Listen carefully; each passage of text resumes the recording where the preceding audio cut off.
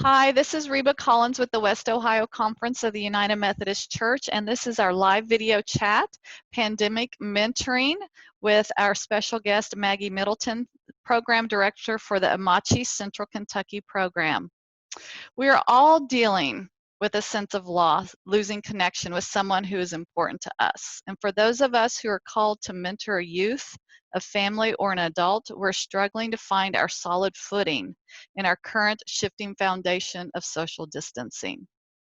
Today, Director Maggie from Amachi is going to provide some real and relevant discussion on best practices and pivots for effective pandemic mentoring.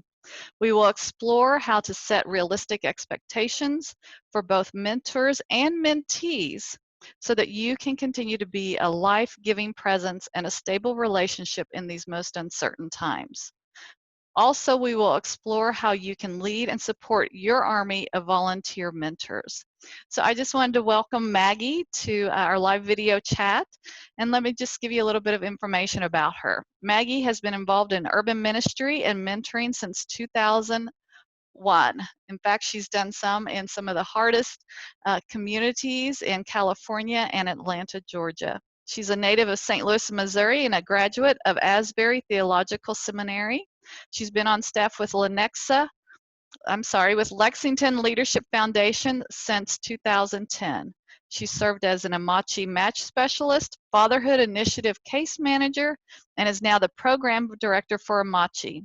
In her spare time, she volunteers as a mentor for Amachi and loves to kayak and be outdoors. And I follow her on Facebook, and I see her out there on the water quite often, sometimes alone and sometimes with some of her wonderful mentees from Amachi. So, and for those who don't know either one of us, we go back a long way. She, like I said, in our kind of pre time together, she was a student at Lambeth University in Jackson, Tennessee, where she graduated with her bachelor's degree at a time when I was in the administration in the student affairs department. And so she was one of our fabulous student leaders, and it's just so exciting to see how she has taken that experience of community at Lambeth and has just gone out into the world and is now bringing other people into community and working with youth. And so I'm just really excited to have you on this call today. Thank you. It's great to be here for Yeah. sure. Well, great. Thank you. So how are you doing, like really doing during this time? Yeah. Yeah. I'm doing well. I think that one of the things I've had to learn through just really since March, since things kind of broke with COVID, is that no, I've never been through a pandemic, and neither have you. That is something I say to myself a lot. And so when I'm trying to, when there are days that I just feel like I am not on top of my game, I'm maybe not happy with the way I'm leading, or we need to change things. I really just try to remind myself of that we're all going through a new and just collectively very difficult thing together. Actually, there's a lot of difficult things going on in this year, as we all know. And just having grace with myself and just realizing on those days when I'm not feeling great about how things are going, or maybe frustrated because I can't spend the in-time person I want to in the midst of leading a mentoring program, just really trying to have grace with myself. And I think it does help that, I work with a very team-centered environment, and we, really like to encourage each other and just give each other grace. So with having all that, I feel like I'm doing well.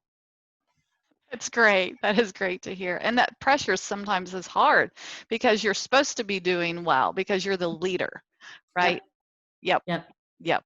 So you're in Kentucky, and the community guidelines are a little bit different than they are here in Ohio. And as people are joining us from all over Ohio, so it's different wherever everybody is. Just very briefly, where are you all in relation to social distancing, mask wearing, school starting up, and other protective measures, so we can get an idea of kind of the environment you're working with in mentoring? Yeah. So as far as school goes, the local district here in Lexington, Fayette County Public Schools, all of those are being run virtually right now. And so kids are doing school from home, online, computers, things like that. As far as social distancing, people are very, very strongly required to, not gather in large groups. There is a mask mandate that if you go anywhere in public, you need to have that mask on. And things that I think I've probably been hearing across the country, and just maintaining that safety. I was actually exposed to COVID a few weeks back, and so I had a 2-week quarantine with some other friends that I know. And so those things are happening. We are lucky, and I'm not sure how it is in Ohio. We do have the ability to get rapid test results for COVID testing. So I've had a few of those. Luckily, it has not come back positive ever. So we're all staying healthy. But and I feel like the leadership of our state is, regardless of what you feel about politics, I feel like our governor's done a good job of just really trying to remind folks to stay distant and to take lots and lots of precautions. Great.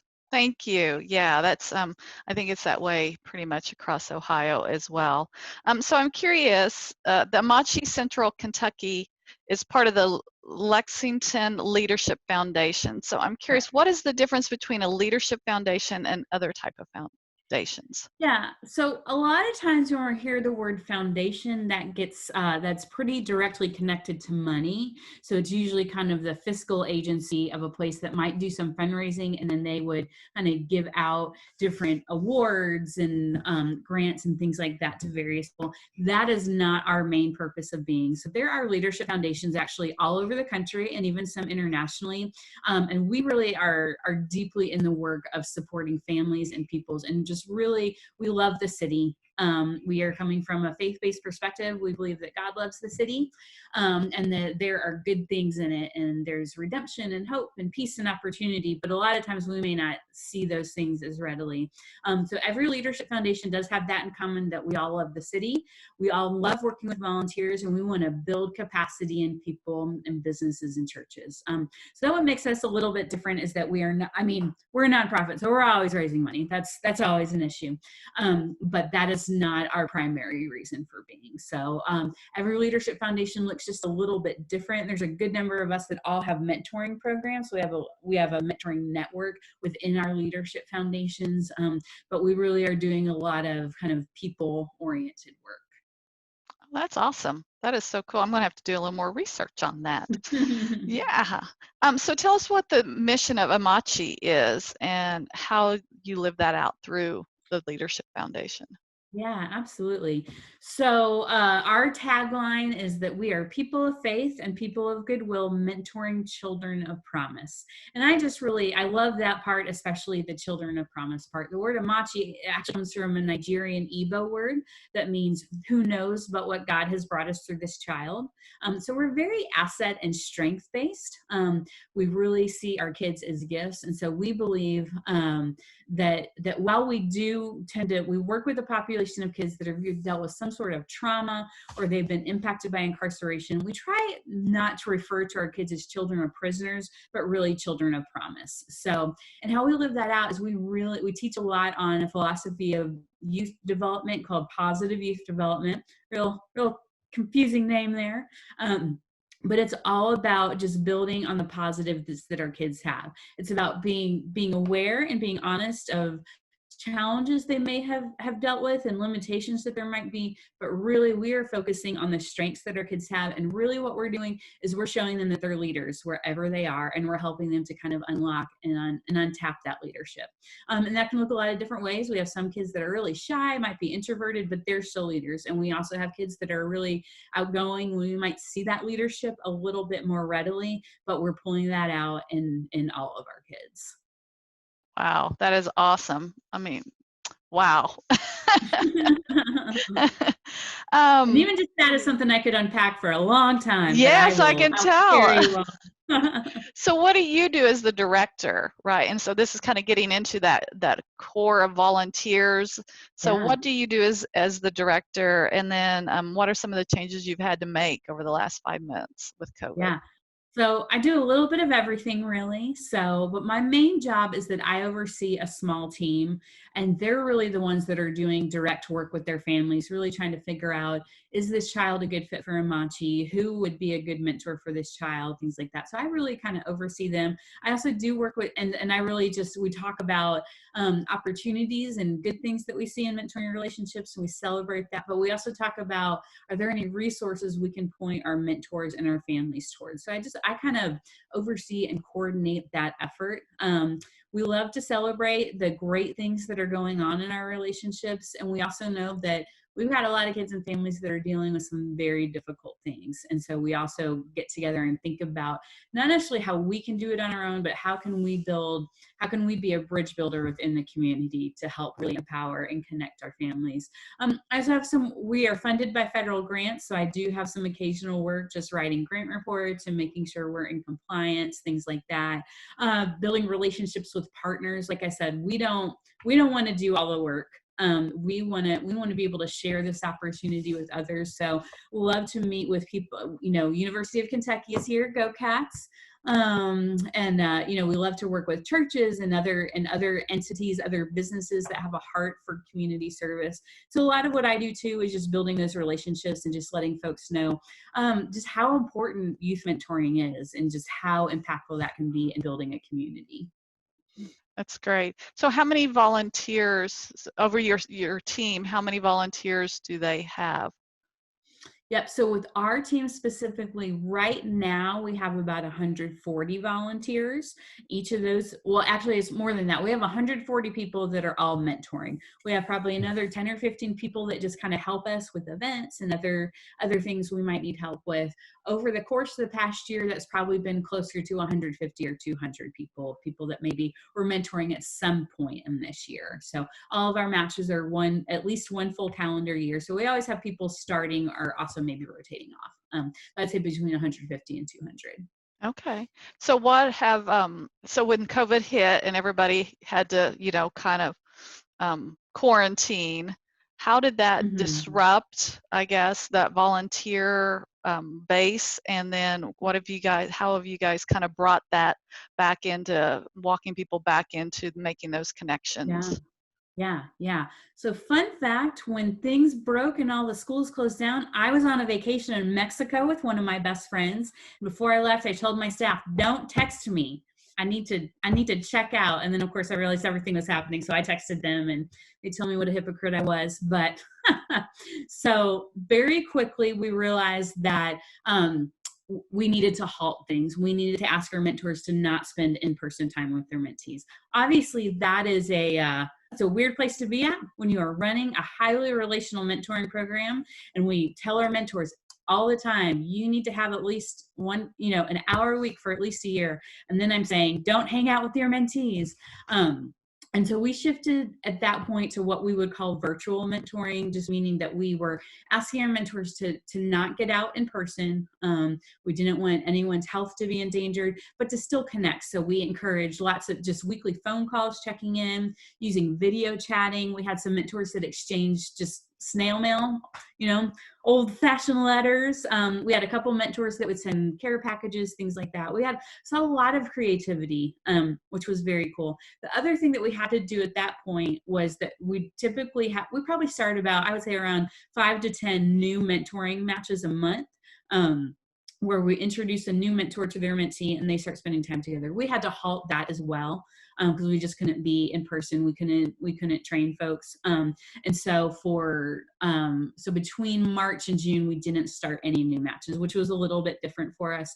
So during that time, what we really focused on was just giving our mentors lots of ideas, lots of resources of ways to connect, even when they couldn't be in person together. So we know that mentoring is really about the heart of where we're at. It's not necessarily about the specific things we can do. And so we did a lot of pivoting in that way and just saw, I'm always inspired by our mentors. That's one of the things I love about this job is they, just teach me so much about what it means to be connectional and relational. And so saw some really cool things. So for a few months, that was kind of how we shifted. And then since then, we've been able to move back to in-person mentoring time when it's been safe to do and starting new matches. Okay. So, so the in-person time, any creative ideas there that have come out of your mentors as far as how they do that and feel safe doing that? Yep. Yep. Yeah. So we've, pretty much every week we've kind of just looked at things. I think, we have a lot of college age volunteers. And so I know we've all seen things in the news just about, with colleges starting back up and precautions and being concerned that way. So pretty much every week we've kind of just looked at things and thought, what is it that we need to do to help people? So we are encouraging people to be outside as much as possible, to do outdoor activities. In the past, and when we're not in a global health crisis, we definitely would encourage mentors taking mentees to kind of just really to expose them to any kind of good opportunity.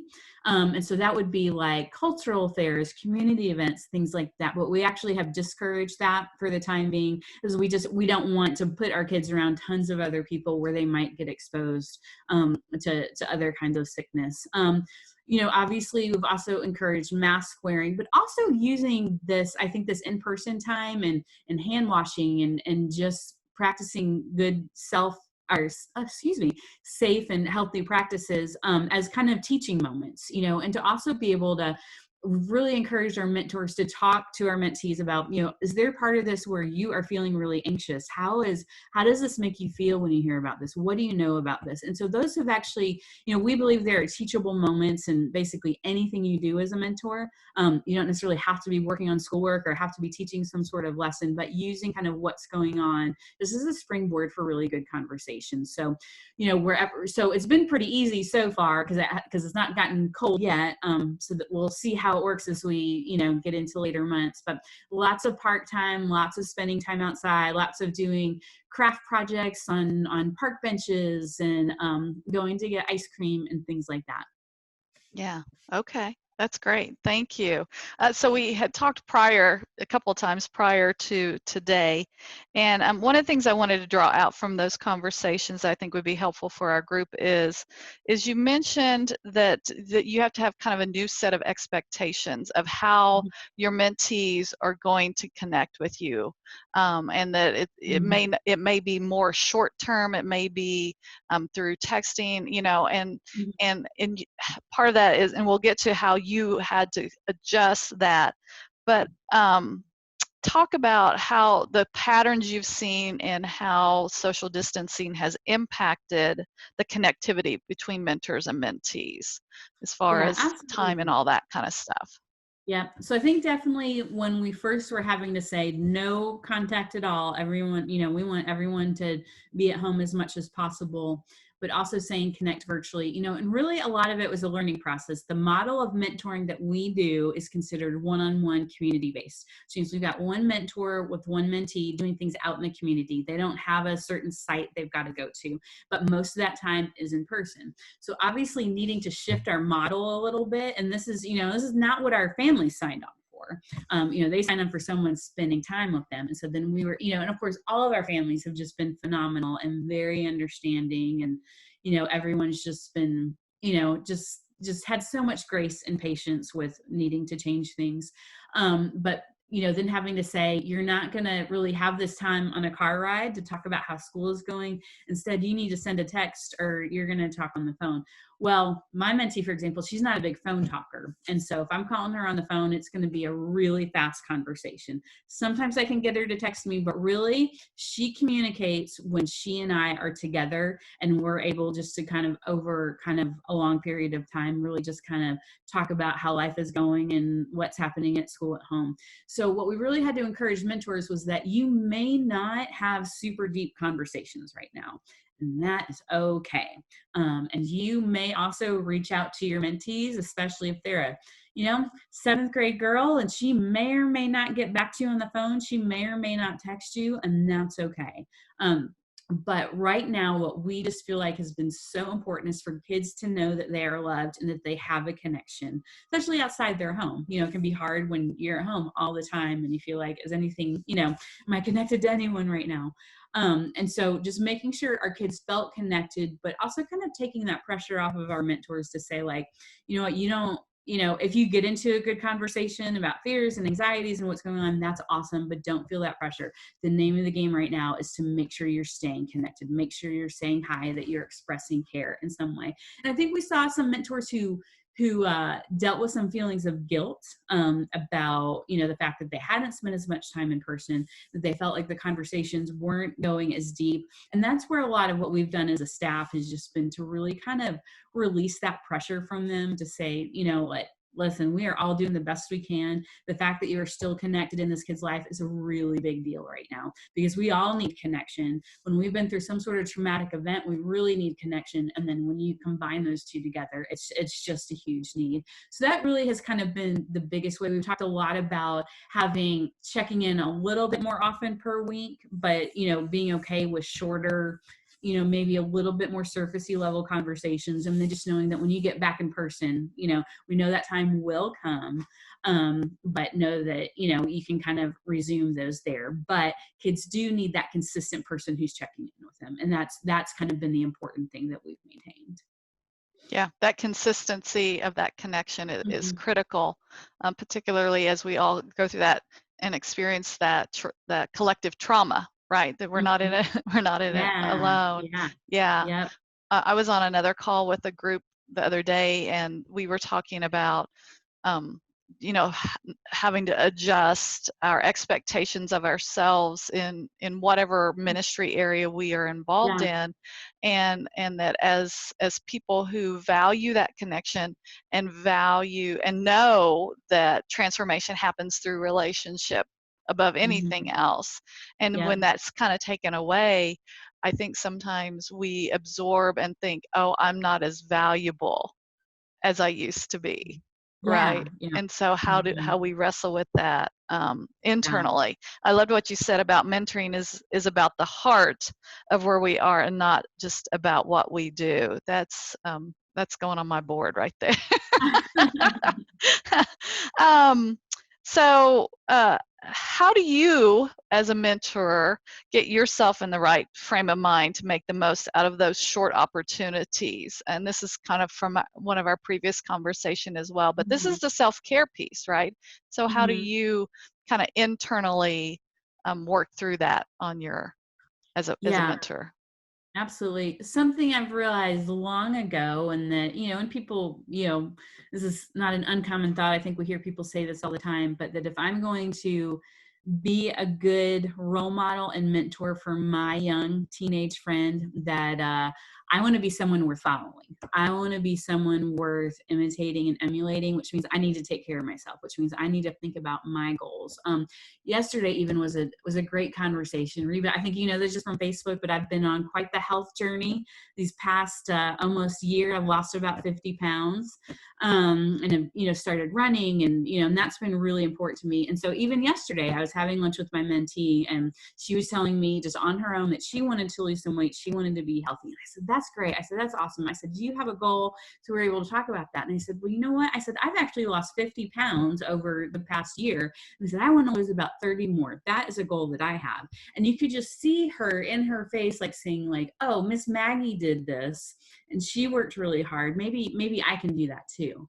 And so just being someone who does, who, you know, I'm going after my own goals. I'm also, you know, figuring out that, like, man, I've got to get in a good run or walk every day if I'm going to feel taken care of and kind of deal with whatever's going on in my own life. And I also need to be connected to friends and to peers who feed me. I need to be a part of a church community. All those things are really important, that because I believe that, you know, she might listen to a few things I say, but she's 14.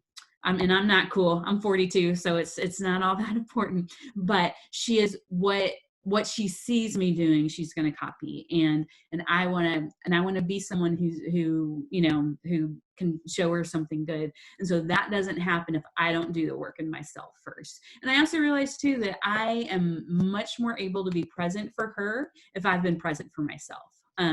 that if I just am at the end of my rope, if I've just lost all steam, I'm going to have a hard time really listening and really encouraging and really being someone who's pouring into her. So I've got to make sure that I'm able to do that first with me, and then I can pour that into her. But I also, the other side of this too, is I want to teach her self-care. I want to teach her that she is worthy and that she is valuable of being taken care of. But if she doesn't see me doing that, it's not something she's necessarily going to pick up on. So so yesterday we were talking about what we want to do next week. She said, what if we go for a walk or go hiking? And I thought, oh, I love this. And we finally got to the point when we talk about going out to eat, I can say, let's go somewhere that has some healthy options, not necessarily Buffalo Wild Wings.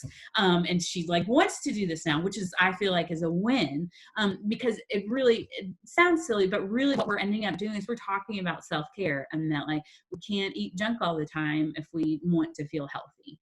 And so I think that is probably my best example for, just how that gets practiced and the many reasons that's got to get practiced. And we see that with our mentors too, that really whatever a mentor is passionate about, we see mentees are going to pick up on that same passion. And so we want it to be those healthy things like self-care and loving other people and serving our community. Wow, that's so powerful. Yeah, role modeling is so critical. So I'm curious, have you seen any, or have your staff and your mentors seen any behavioral patterns in how young men are handling this pandemic versus young women? Are there some gender differences in that? Yeah, so that's an interesting question. I haven't been able to, I haven't done like a study where I could say, oh, this is what I see. I do think, however, and again, I don't want to gender stereotype, but I have seen a lot of our little boys who are just super active, super aggressive. And especially, I had one family that they live in a very small apartment complex, not, just to be honest, not the safest part of Lexington. And so mom both wants to keep them healthy, but also wants to keep them safe. And so I went to visit them probably back in June or early July. The boys had not been outside the house once, just because mom was trying to make sure they were safe and taken care of. And I get that. And these are little boys who they've got a lot of energy. They need to be outside. They need to be running around. And so I think for kids, and we may see this a little bit more in boys, but I think just not being able to get outside of the house. I think the other gender difference we can see really is about sometimes different expectations that are placed on boys and girls. I think for girls, it's a lot easier to say it's okay to be sad or to cry or to express this emotion. We don't always get permission to boys, but they need it. Like, there's a lot to process right now. There's a lot of anxiety for families that are already living with some sort of trauma or financial difficulties. Something like this, it only exacerbates it, only makes it worse. So we do have families that, were working part-time jobs and either, lost their jobs or were like considered super essential workers. And so they, were working all the time and felt like they were, maybe a little bit in harm's way. And so we just, I think I see that kind of expressed differently in kids. And so what I've seen with mentoring is, as a director, one of the things I encourage is just give your kids that space to talk, give them that space to express what they're feeling. Because we're all going through a really hard time, and, kids are definitely not immune to that. We may think they don't understand, but they do. They get it, and they pick up on our anxiety as well. They sure do. So you mentioned visiting a family. So how Mhm. has your support for families shifted during this time? What are some things that we need to be thinking about if we're, some of our folks on our call are mentoring families, as your Mhm. program does as well. It's not just the children, but Yeah. the families as well. Yeah. So kind of your sense of what's happening with families right now. Yeah. So I think to kind of piggyback on what I just said, we've got a lot of families who are trying to figure out how to hold it together. With the families we work with, I would say the most common family dynamic, although not across the board, is we got a lot of single moms. Followed by that, we have a lot of grandparents or other relatives that are caring for their young grandchildren. And so just with that, there's a host of issues. One could be financial.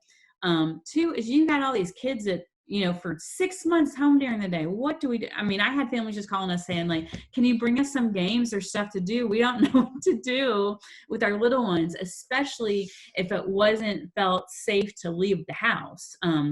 Just that. But then now that school is starting too, you've got this other dynamic. And even when school had started to go virtual back in the spring, you got people who are all of a sudden needing to become experts on online schooling. And I mean, just yesterday when I was with my mentee, I was asking her about her school day, and what it looked like. And my head was spinning. I thought, I am so confused. I am very impressed that you can keep this straight. And that's what I told her. I said, that is amazing that you understand all this, because there was a very coded language, I think, of what is happening. And so I imagine as a parent, and I imagine especially if you were an older caregiver, that definitely when you were raising your own kids, you didn't, I mean, when I was in elementary school, everything was, I didn't really start using a computer probably till I was in high school.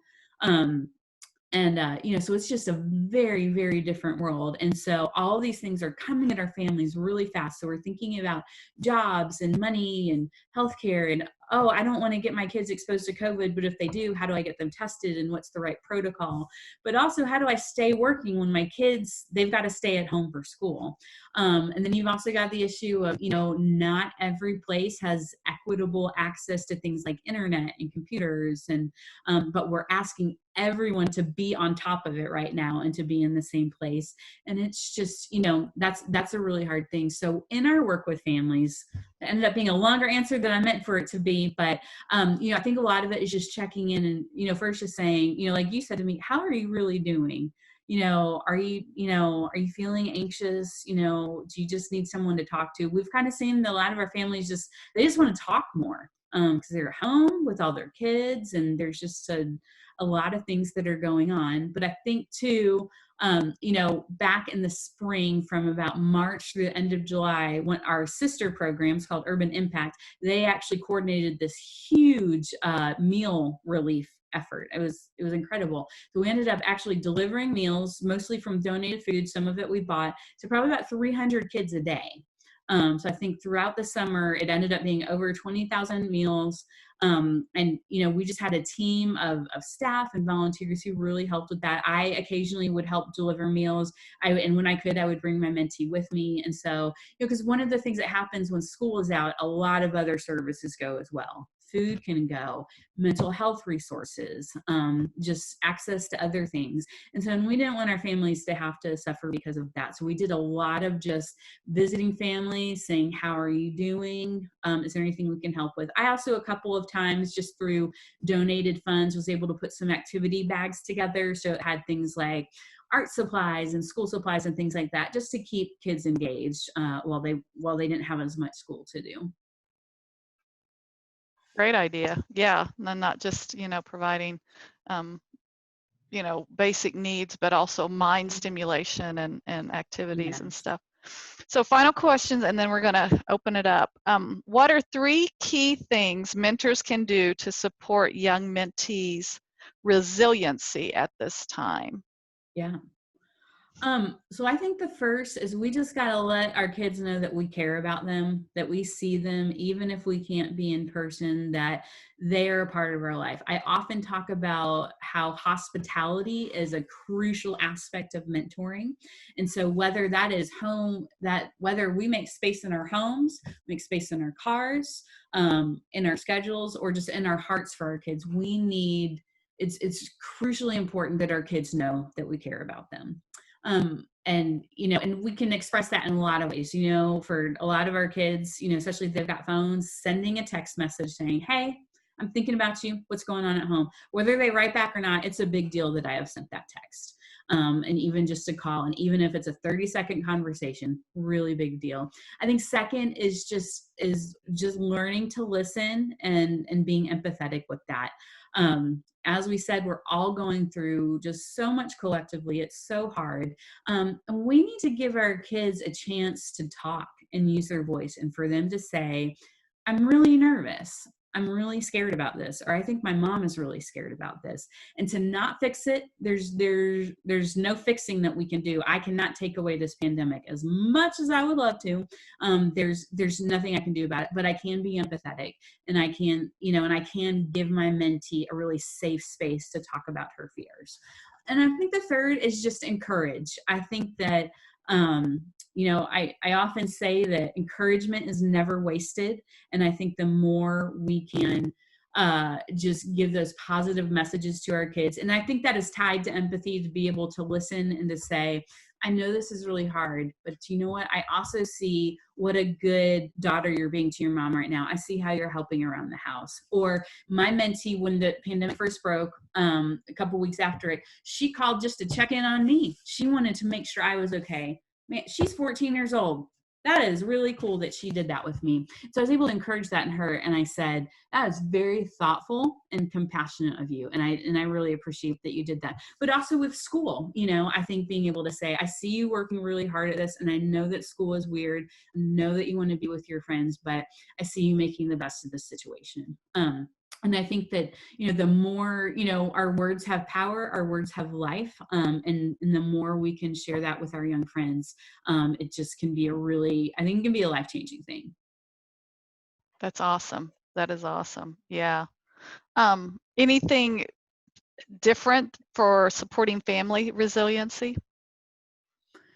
Yeah, I think the biggest thing is just connecting, as let our families know we see them. A lot of times, if when we hear this maybe about folks who are experiencing homelessness or just dealing with deep poverty, it's easy to maybe ignore folks that are in a really hard life situation, pretend like we don't see them because we don't want to see that pain.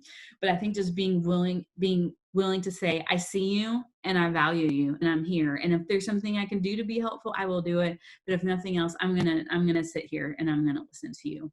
And so I think there's just power in connection. There's so much power in being able to say to someone, I wanna hold this space with you. And I want to, even if it's that we sit in the darkness, like Job's friends did with him when he was grieving, that we also know that there's real power in that. So I think the biggest thing is just saying, how are you doing? But I think also some of the best conversations I've ever had with families have been when I'm hearing about what great parents they are. And I can say, you are my mom hero. If I'm a mother, I want to be like you. Those are really the best, because I don't know what it's, I don't have kids. So I don't know what it's like to be a single mom or to be a grandparent, but just to say, I see you doing this and you are really rocking it. So I think, that's been the most, that's the most professional, that's the professional term. So. You're rocking it. That's a great. That's right. That is so awesome. So we have a question from Kristen Powell-Moore, and Kristen works with the Department of Youth Services here in Ohio, and she wants to know, does your organization do any work inside of juvenile correctional facilities?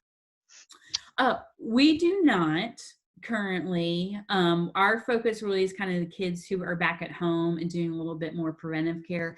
However, like I said, we do like to be a connection and kind of be a bridge in the community. So, and we just realized that that's not necessarily, that we don't really have the capacity to do that. We do, however, like to connect kids to other agencies in the community that are more readily able to provide that. We also, one thing we were able to do, one of our other sister programs is a fatherhood initiative. Mm-hmm. So we actually, this was several months ago, but we had one of the gentlemen that was on staff with the fatherhood initiative. He was teaching a class in the juvenile detention facility to some of those males.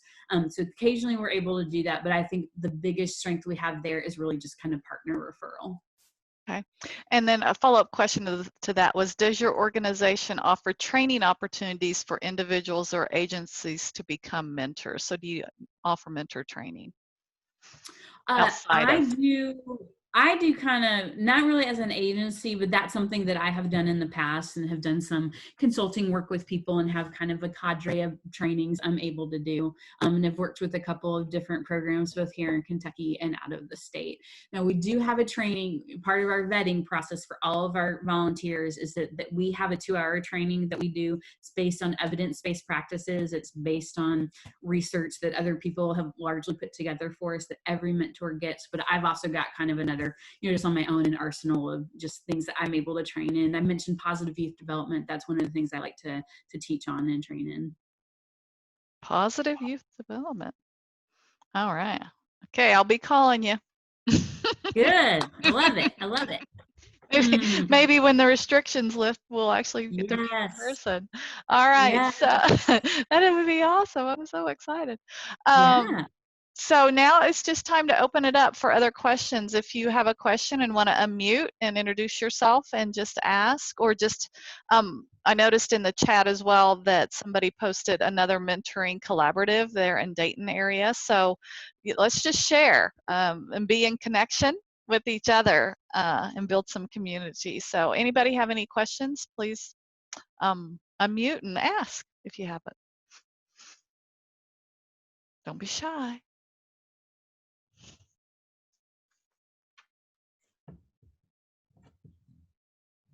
Anyone? No questions? See, you were so good, Maggie. You provided. I will say, though, on that last question, I actually, one of the cool things about leadership foundations is we're all run independently, but we're very, very connectional. And so I actually know some folks in the Dayton area. I know that's not terribly far away from Cincinnati. Some of you may be there. It's called the Miami Valley Leadership Foundation. They're doing some great work around school-based mentoring programs. And so if anyone is in or around the Dayton area, I'm happy to connect you with them. But they're, so I've heard a little bit about their mentoring collaborative, and that organization, they're doing just phenomenal work, I think. Kirsten, did you have a question? No, I'm really interested in, like, if you had like 5 principles that you would look for in mentors, because we're going to be vetting our entire new process for individuals who are coming into our facilities to ensure that that our youth are getting quality, meaningful activities, and that the people that are coming in are, I mean, most people, I could say, come in with well-intentioned, but it doesn't always come off that way. And so what we like to do is to enhance and increase our vetting with evidence-based practices and best practices that we know are really wrapping around our youth. Yeah. So if you could give like my 5. Top 5, yes, I'm happy to share that. I will first say that in terms of developing a mentoring program, I don't know if you've heard of this. There is a document, you can just Google it, it's free download. It's called The Elements of Effective Practice in Mentoring. And that's basically a guidebook of evidence-based best mentoring practices. And that it is a ridiculously big volume. It's not that exciting to read, but it will give you basically every step, and also gives reasons why those steps are in there. So my kind of top things that I look for in mentors, one is availability. I know that doesn't sound super exciting, but I want someone who can be available once a week. I've seen research that suggests that is actually far worse for a child to be mentored for 3 months or less rather than just not be mentored at all.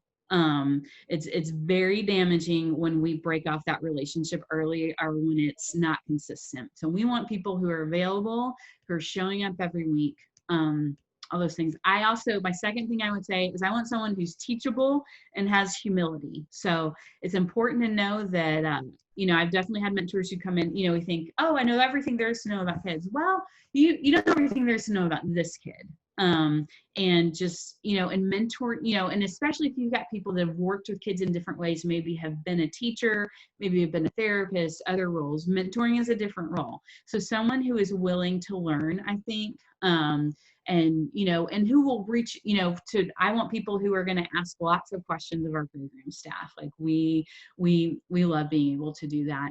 I think the third is that I want people who are deeply empathetic. Like I said, we hear a lot of really difficult life stories from our families. And because we've got lots of people with the gifts of compassion and might be an empath, it's going to be really easy for us to want to fix it, right? But there's nothing I can do that's going to bring this kid's dad back from jail. I don't have any control over that. So I can't fix that. But what I can do is be empathetic. I also want someone who, but I'm going to go back a step, but also someone who's not going to try to fix it. We talk a lot about the fact that you may sometimes be in a spot to give advice, but we want to do that sparingly. But really what we want to do is we want to empower our kids to help them to kind of figure out their own solutions. I'd say number 4, I want people who are really, really encouraging. I want people who just know how to, take a really small thing. Like something I do often is if I've taken my mentees just grocery shopping with me. And I am notorious for forgetting where I park my car in the parking lot. So I'll say to my mentee, will you please help me remember where I parked my car? And then they remember, and I can make a really big deal out of it. And now it always feels silly. They'll roll their eyes. Oh, Miss Maggie. But I've been able to say, hey, you are really good at something that I couldn't do. And so people who will just spend so much time encouraging. And I think if I had to pick a 5th one, I would say people who just believe the best about kids, who just want kids to do well. People who do believe that our kids are leaders and are willing to see the best in them. And that of course goes with encouragement, but not everyone is a kid person, and that's okay. That means that youth mentoring is probably not the volunteer opportunity for them.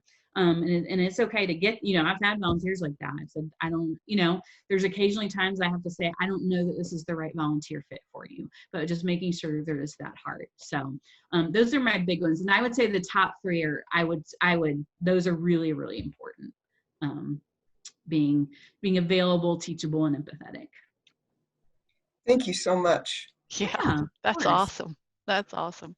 Somebody else posted in the chat, how many mentors do you have? And I think you answered that. You have around 150. And the second question is, how do you go about finding and recruiting mentors? Yep. I actually have someone on my staff team that's his job title, as he is our volunteer recruiter. And so that's what he spends most of his time thinking about. He's done a lot of really great work with our social media. If you want to check us out just to see examples of what we do, it's not perfect, but he does spend a lot of time on it. Just type in Amachi Central Kentucky really to any of the social media handles, and you can take a look at us there. But really a lot of it just comes through the power of relationship and partnership.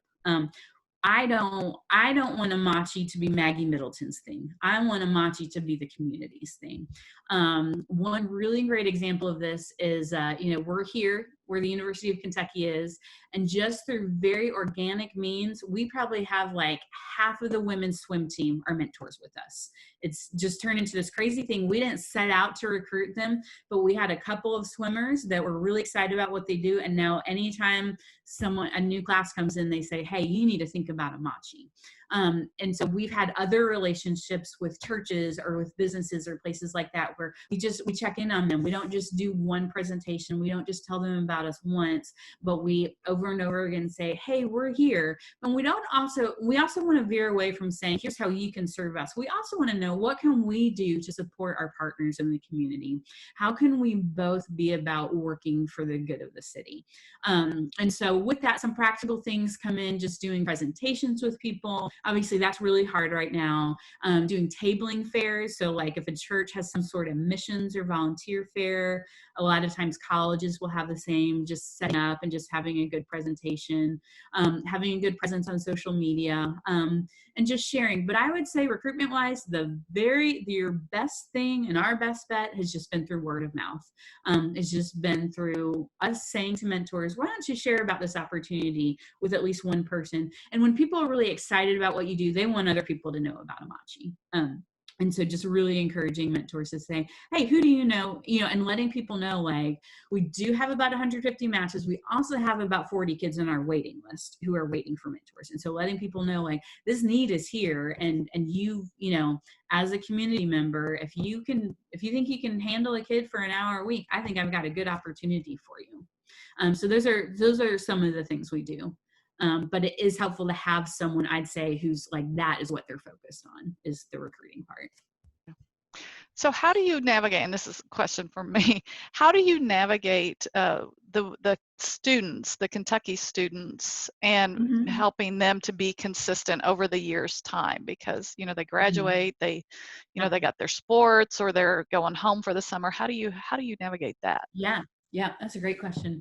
So, one of the first things we do is let people know of the commitment we are requiring. Admittedly, so it is a big requirement for a volunteer opportunity. It is one full calendar year, at least an hour a week. And we know that that is more than some other volunteer opportunities. We make sure we stress that in every single part of the vetting process many, many, many times. And it probably gets on most people's nerves when we say, throughout our training, about every 5 minutes, I stop and say, how often are you hanging out with your kids? And it is annoying, but it also drives my point home. One thing we do, especially with college students, though, is we have them actually now in our application for everyone. We have, kind of, if you were applying for like a job at a store or somewhere and you have to write in your scheduled hours, we actually have that on our application, because a lot of times people get very, their heartstrings are very pulled by what mentoring is, but don't realize just how busy they are. College students are, I know I was like that for sure. But being able to think practically through, do you have at least 2 or 3 options of times where you could spend time with your mentee that, would still give you margin in your life? So not just do you only have one 60-minute period to spend time with the kid, but do you have at least an hour or a couple times you could choose from, because we don't know what your family schedule is going to be. And the good thing about one-on-one mentoring is they can kind of do it, on their own schedule. And so it's not like we're saying, go to this school from 12 to 1 on this day. They can kind of do it whenever. But some people, and that's one of the red flags we look for when we interview mentors, is that, okay, if I've got a college student who's taking a really full load, has 2 internships and 2 part-time jobs, and goes home on the weekends, they probably don't have time to mentor with us. And so we do ask a lot about schedule, and we ask a lot about, when do you think this would practically fit in, and what exactly do you want to do with your mentee?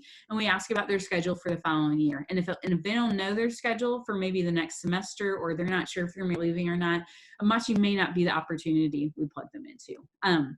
But one thing we also do with that is that once people are matched, is we do a whole field of match support.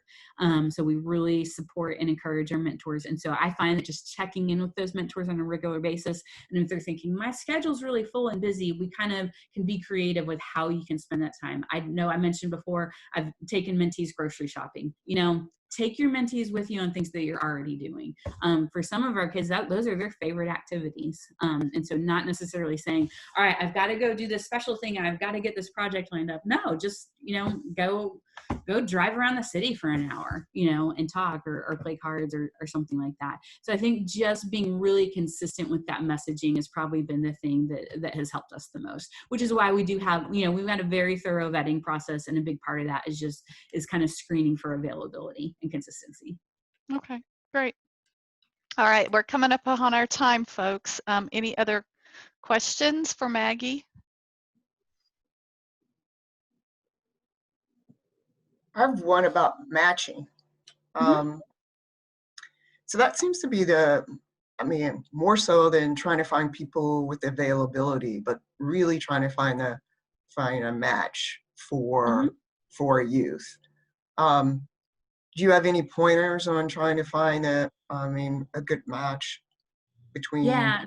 Sometimes it's not even like that. It could even be the adult and the youth, and not necessarily the adult really vibing with the youth. Yep. Yeah, that's one of the things we take very seriously. We're very intentional about, and it's why part of our process is we do a home visit and interview with our mentors. We also do the same process with our mentees, and we actually have a standardized question that's pretty thorough that we ask of everyone. I'm actually happy to share that with you if you'd like. I would love it. Yes, absolutely. Yeah, and ask about experiences, for the mentors' experience with kids, things they're interested in, their past, things like that. We ask kids and families, what are some strengths you feel like you have? What are just things you like to do? What are some career aspirations? we have a spot too where we talk just with the kids. It's just them answering questions. It's really fun to talk with the really little ones because they tend to not know what's going on.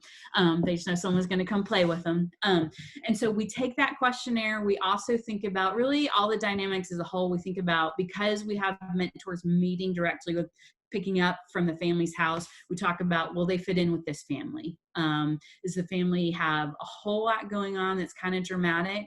And can a mentor, can they handle that? And we just think about too, what do mentors have going on? What was their experience? Is there anything in their past that would help them connect with this child? And so we kind of take all those things as a whole, and then we kind of talk as a team about who would be good fits with who. But yeah, I'm happy to share those documents with you. Yeah. So Maggie, if you will just email those to me, then I always follow up on our chats with all the participants and all that registered, and provide them the resources. Yeah. Like I'm going to mention the elements of effective practices and mentoring, and try and capture our notes a little bit, just so people can keep moving forward where they need to go. So, all right. Any other questions for Maggie at this point? I have one more. I don't mean, like if nobody else is going to ask, we have an expert. I'm going to pick your brain. So do you know of any, effective mentoring strategies for youth who are inside a correctional facility for mentoring? So that is not a piece of expertise I have, but I've got an organization I can point you towards that probably has, that we are a member of their organization, and they do work with places that do more of that kind of work than we do. So I'm happy to connect you with them. Fantastic. See, if I didn't ask, I would have known. That's right. All right, well, our time is up, and so thank you so much, Maggie. And I'm going to end with somebody posted in our chat, because I just thought this was so wonderful. It says, what an impressive organization and leader. Gives me hope for the future and the present. Thank you, Maggie, for your commitment and persistence during these days. So I think that echoes all of us. Wait a minute, I think we had, Rick, did you have something? Oh, a thumbs up. A thumbs up. So, so thank you all so much. Yeah. It was great to be here with you. So thank you all for participating. I hope this was informative and valuable and inspiring to you. And Maggie, I mean, it's so good to see you. And she was one of our greatest student leaders at Lambeth. And so it's just great to see you continuing in that role. If you all don't mind, I just want to pray over us, and then we will end our session. So if you'll just join me. Most gracious God, we are just blessed. We are just blessed to be in this community together. And I just thank you for each person on this call today, and their heart for our young people, and their attempts to see our young people the way you see them, full of potential and life-giving elements, Lord. And so just help us to know what our next steps are coming out of this time together, Lord. I pray for Maggie and her work, and may you continue to care for her and help her to discern how she should care for herself, Lord, and care for the wonderful young people that you bring under her wings, is the way I imagine it being, because Maggie is very much an angel in Lexington, Lord. And so continue to empower her, continue to empower everybody on this call, that they may reach more, and that they may experience that transformation and be those connectors that are going to heal our country as we move through this pandemic and beyond, Lord. So I thank you for this time together, and bless everybody who's under my voice today. In Christ's name we pray, amen. Amen.